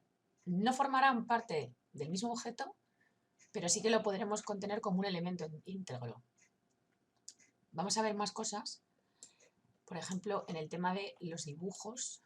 Voy a descargarme esto de aquí de ejemplo. ¿Cómo podríamos, por ejemplo, construir un sólido a partir de una línea? Bueno, pues por ejemplo, lo que voy a hacer es dibujar una línea arbitraria. Como veis aquí, los vértices, por así decirlo, no los marca. Cuando voy marcando los puntos se construye como cuando trabajábamos en tipo mesh o en tipo soft, por así decirlo, y lo que hace es construirnos un elemento a partir de puntos de control, ¿vale? Veis que yo voy a repetir para que veáis cómo voy trazando. ¿Veis? Esos serían puntos de control. Si yo quisiera modificar este tipo de líneas, pues por ejemplo lo que haría es venirme aquí a puntos activos y volvería a aparecerme esos puntos de control que los he modificado. ¿Y cómo podría ya mover esos puntos? Ya me enteraría esa línea. Bueno, para que veáis que aquí también se pueden hacer elementos lineales orgánicos, pero sí que es verdad que tiene otras complicaciones a la hora de las deformaciones. Bueno, por ejemplo tenemos esto ya, si le doy a escape, nos van a desaparecer 2 veces, nos van a desaparecer esos puntos. Y si yo, por ejemplo, quisiera levantar un elemento, extrusionarlo hacia arriba, bueno, me vengo aquí, al botoncito de superficie, me voy a la esquina y me vengo aquí, extrusión recta. Y veis que ya automáticamente nos saca como en sombreado la posibilidad de la extrusión. Nos sacan un montón de valores aquí arriba, ¿vale? Y nos pone un valor predefinido por defecto. Simplemente podríamos marcar el valor de la altura que quisiéramos, marcar el intro y ya nos lo construiría. O lo podríamos marcar directamente a ojo, o lo podríamos marcar con referencia a otro objeto. ¿Vale? Voy a repetirlo. Voy a construirme, por ejemplo, aquí un cubo. Y voy a repetir la extrusión dándole una altura referencia a un objeto. ¿Lo veis? Y así tendríamos la misma altura del cubo, simplemente construirla. Vale, pero este objeto nos aparece hueco. Bueno, pues para tapar este objeto tenemos otra herramienta. Debajo de superficie y de la de sólidos básicos tenemos una de proyección de curvas. Tenemos aquí otra de superficies.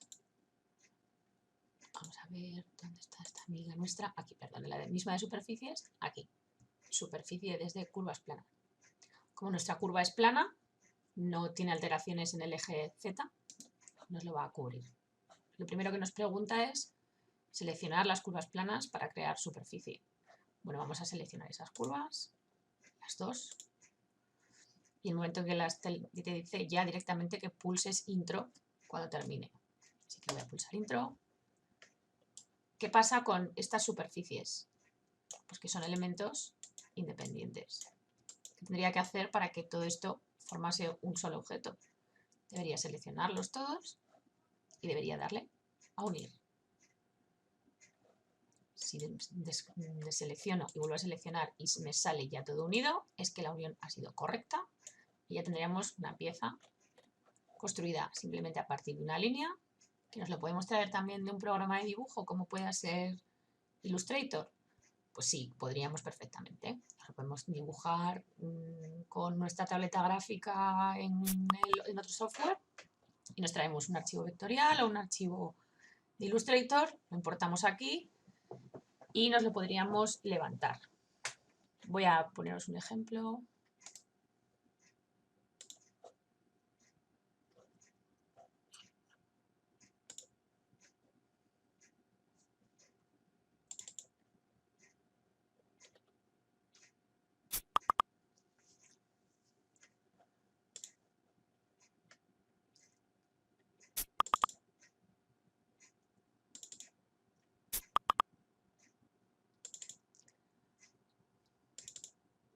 Vale, mira, aquí tenemos un montón de letterings, por ejemplo, que hemos trabajado en Adobe Illustrator.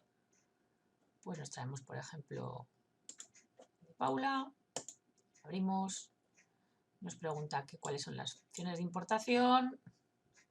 Podemos decirle que mantenga las unidades si lo hemos hecho con unas unidades fijas o que nos lo ajuste a la pantalla predeterminada. En este caso vamos a decirle que sí. Y veis ya, nos ha traído aquí. Voy a seleccionar esto con control y ya nos hemos traído un trazado más compuesto que podríamos levantar exactamente igual que hemos levantado este.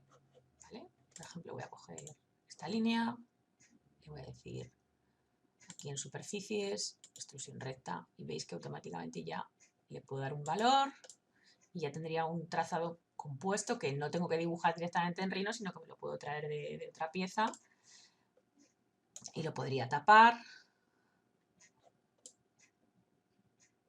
Podríamos coger, por ejemplo, este otro trazado también, le podríamos decir que nos lo extrusione a la misma altura. ¿Veis? Ya tendríamos aquí una pieza. Vamos a seleccionar estas pequeñitas.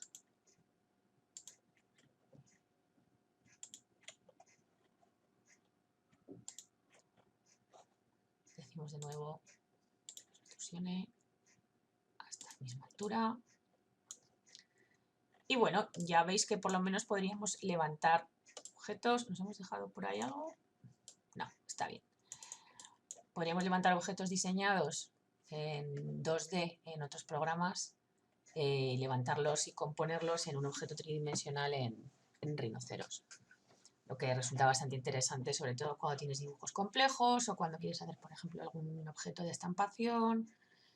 Podría ser muy útil porque tienes muchísima más precisión en programas de 2D para dibujar cosas así de más complejidad. No tenemos que trabajar directamente en este programa si no queremos, si lo tenemos más control en otro programa. O podríamos dibujarlas también aquí y ya veis cómo simplemente tenemos que levantar y luego decirle con la herramienta de superficie, tapar superficies, aquí desde curvas planas, cerraríamos ese elemento. Bien, voy a enseñaros, por ejemplo, esto, cómo podríamos transformarlo. Bueno, como veis, si yo lo elimino, me he cargado mi ilustración, por así decirlo, ¿vale? Pero lo bueno de Rhino es que tiene control Z infinito y que podemos volver siempre atrás. Si elimino esto, nos pasaría exactamente lo mismo, ¿vale? Por eso os digo que muchas veces es mejor clonar un elemento, copiar un elemento, que es lo que os voy a enseñar ahora, guardarlo en una capa como un archivo que vamos a utilizar como un ayudante o como para crear un objeto, y lo tenemos siempre ahí por si acaso luego lo vayamos a necesitar en otra ocasión para alterar nuestra pieza o para volver a construirla. De todas maneras, se pueden extraer determinados contornos a partir de objetos tridimensionales, pero bueno, es interesante conservar este tipo de elementos. ¿Cómo podríamos, por ejemplo, imaginaros que yo ya me he traído esta pieza o que la construí y que he perdido esos contornos? ¿Cómo puedo volver a conseguir una curva para, por ejemplo, hacer una pieza similar a partir de una línea, o necesito esa línea pero que tenga un recoveco diferente y lo quiero modificar? Bueno, lo primero que voy a hacer es decirle aquí, en el panel lateral, me voy a venir aquí y tenemos en la selección de contornos, tenemos aquí duplicar aristas. Automáticamente nos pregunta qué aristas queremos duplicar, y veis, en el momento en que selecciono las aristas, pues ya volvería a tener un contorno. Si me equivoco, le con control, pulsando control conforme pulso con el ratón, elimino la selección. Vengo aquí abajo, le digo que intro y automáticamente ya tengo un contorno. ¿De acuerdo? Como lo hemos generado de una forma continua, nos lo interpreta como un único contorno y no nos lo rompe. El problema es, por ejemplo, cuando tenemos esto que lo habíamos descompuesto y a veces al descomponer y componer esas líneas que nos saca, voy a decírselo, por ejemplo, a ver si aquí hace lo que quiere o no, ¿veis? Directamente ya nos interpreta que estos son aristas independientes. Entonces, si yo selecciono esto, le digo intro, si luego selecciono fuera, aquí vuelvo a pinchar, veis que me va a preguntar si lo que queremos es seleccionar la extrusión o lo que queremos es seleccionar la curva, que la curva es lo que interpreta él como que es una línea. Pues tendría que ir seleccionando una a una, curva, curva, curva, y decirle que se tienen que unir. Y así ya tendríamos, por ejemplo, pues nuestro contorno de nuevo. Imaginaros que ahora, por ejemplo, quiero partir este cubo, pues con esta línea podríamos tener ese ayudante, ¿no? Que por ejemplo, cuando decía que modificamos unos objetos con otros objetos, pues es interesante, por ejemplo, si quisiésemos hacer un hueco en nuestra pieza, pues es interesante tener este tipo de elementos que muchas veces te aprovechas de los propios contornos para luego poder hacer agujeros o subdivisiones o lo que sea. ¿Cómo puedo copiar objetos en rinoceros? Bueno, pues es muy fácil. Te da dos opciones, es este botoncito de aquí que nos dice copiar. Te dice que podemos copiar objetos y nos va a pedir que desde dónde lo queremos copiar, o lo podemos copiar in situ. Dependerá de cómo le demos los botones del ratón, y también nos dará la opción aquí en el comando. Mira, voy a pulsar copiar. Me dice que si lo que queremos, el punto que lo queremos copiar, si lo vamos a copiar hacia arriba o si lo queremos copiar in situ. Voy a decirle que, por ejemplo, vertical, en el momento que se me activa el sí, por ejemplo, desde aquí, y lo quiero copiar en vertical, pues ahí ya tendría ahí podría ir generando, ¿ves? En vertical tantas veces como quisiera. Pulso el botón derecho y ya tengo aquí un montón de líneas generadas. Vale. Y si simplemente le doy a copiar in situ, voy a seleccionar el cubo, botón derecho, ya lo tengo copiado. Si lo desplazo, ¡pum!, veréis que ya tengo una copia hecha. A veces es interesante porque lo queremos desplazar, por ejemplo, una pieza la queremos desplazar en una determinada medida. Pues recordar que, por ejemplo, si tengo esta copia exacta y lo que quiero es que se me desplace justo de una esquina a otra, diríamos mover, le marcaríamos el punto de aquí, nos lo traeríamos aquí. Y así, por ejemplo, ya tendríamos una copia colocada perfectamente seguida de la otra. O si, por ejemplo, ahora lo quisiéramos rotar, como veíamos el otro día,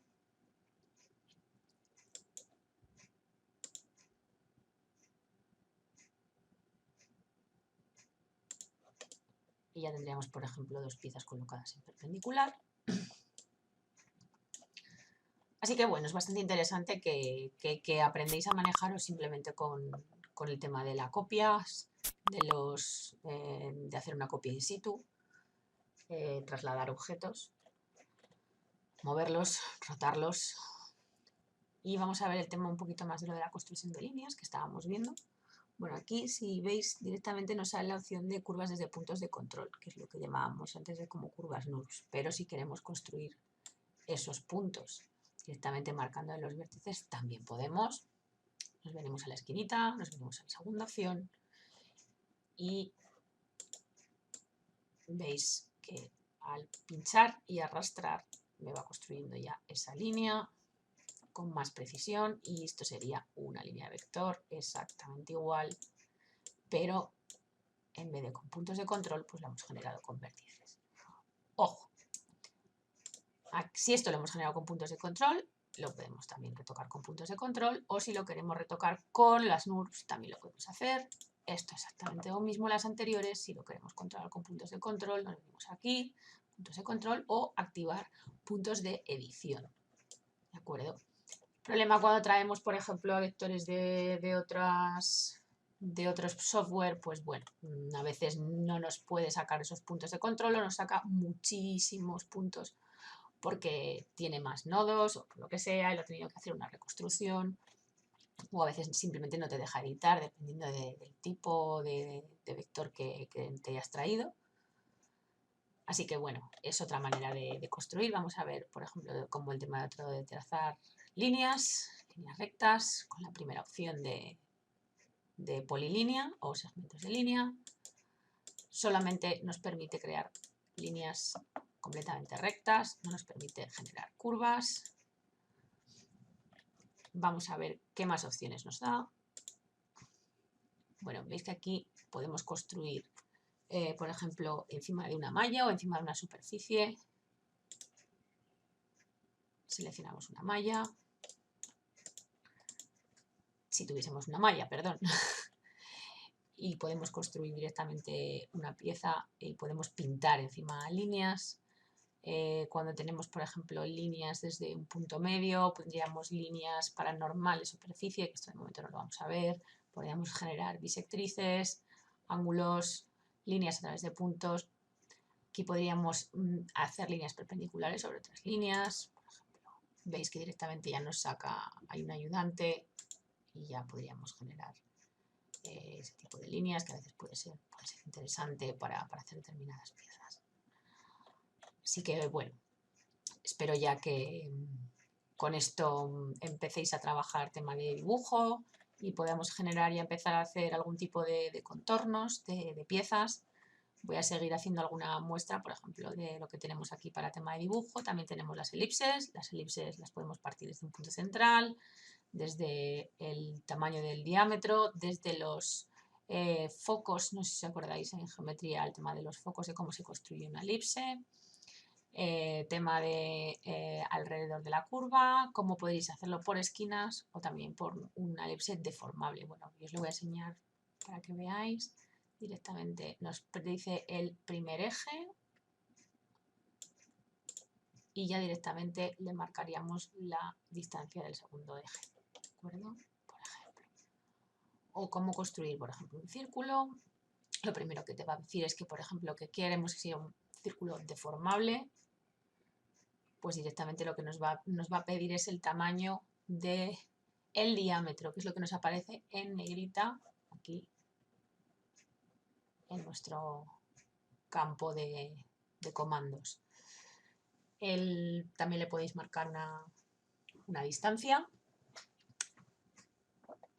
fija, o lo podéis hacer por radio o por circunferencia, longitud de la circunferencia, o por el área que queráis que tenga vuestro círculo.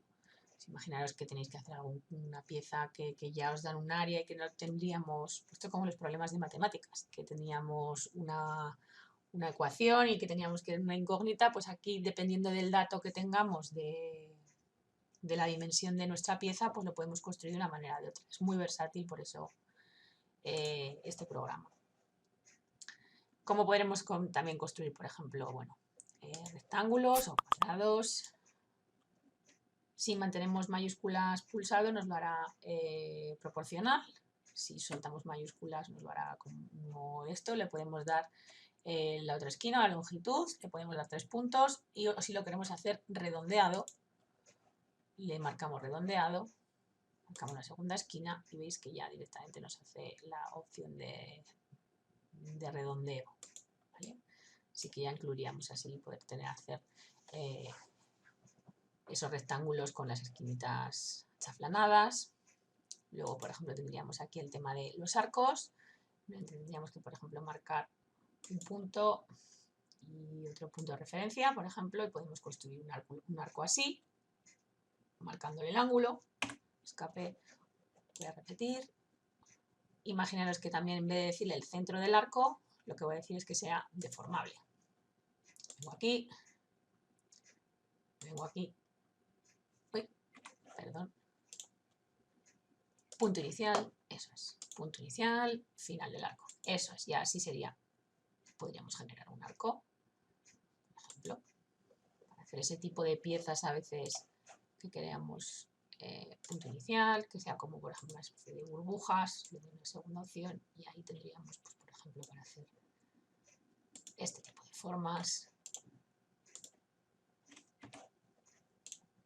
Botón derecho, cada vez que no veis que no le doy a ninguna acción, es porque le doy al botón derecho y lo que hace el botón derecho es repetir la acción anterior. Así que por eso le he dado al botón derecho ahora mismo y otra vez de nuevo le doy a punto inicial. Es una manera de trabajar muy rápido, por eso que a veces no nos damos cuenta, ¿vale? Pero veis, botón derecho, clic, y ya nos sale aquí de nuevo centro del arco, punto inicial, y construiríamos aquí pues, este tipo de piezas.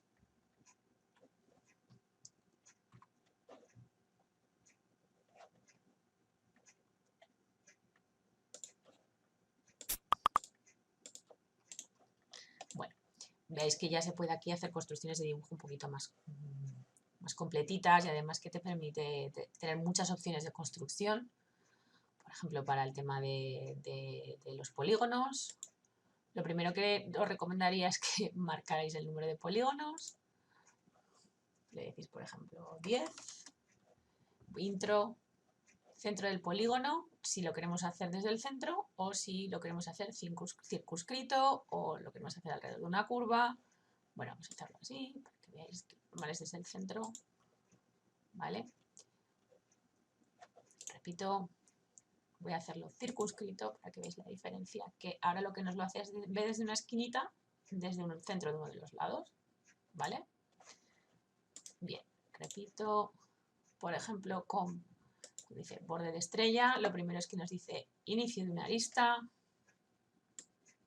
Veis que directamente lo que intenta es buscar la referencia, por ejemplo, de otra arista, y ahí ya crearíamos, nos deja colocarlo en una orientación. Pero bueno, al fin y al cabo construimos la misma forma, y si tenemos el dato de cuánto mide nuestro lado, cuánto mide el radio, pues podríamos construir también igual.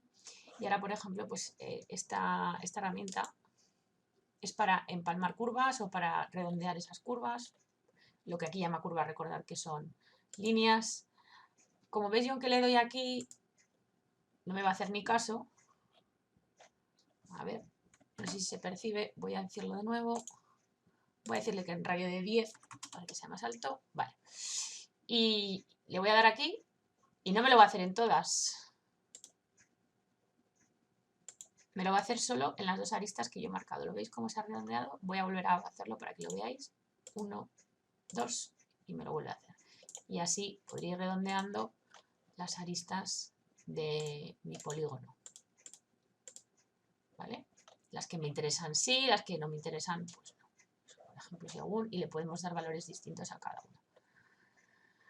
Así que bueno, con esto ya hemos aprendido un poco cómo trabajar el tema del 2D un poquito, cómo traer un archivo, cómo luego podríamos también levantarlo o extrusionarlo, cómo taparlo, cómo unirlo y cómo volverlo a explotar. ¿De acuerdo? También hemos visto cómo se pueden agrupar o cómo puedo modificar unas líneas que he dibujado con puntos de control y con los puntos de edición. También hemos visto cómo mover objetos o sea, cómo copiar objetos in situ y cómo copiarlos desde una referencia. Espero que con esto ya podéis empezaros a manejar, a empezar a construir ciertas cosas, sobre todo que probéis a hacer dibujitos y intersecciones y acostumbraros a que hay que estar constantemente activando, confirmando en el panel de comando las acciones que hagáis, ¿de acuerdo? Así que bueno, nos vemos en el próximo tutorial, que empezaremos ya a construir alguna pieza más compleja a partir de las pocas herramientas que hemos visto con las que ya podríamos trabajar y construir bastantes piezas bastante interesantes. Hasta el próximo tutorial.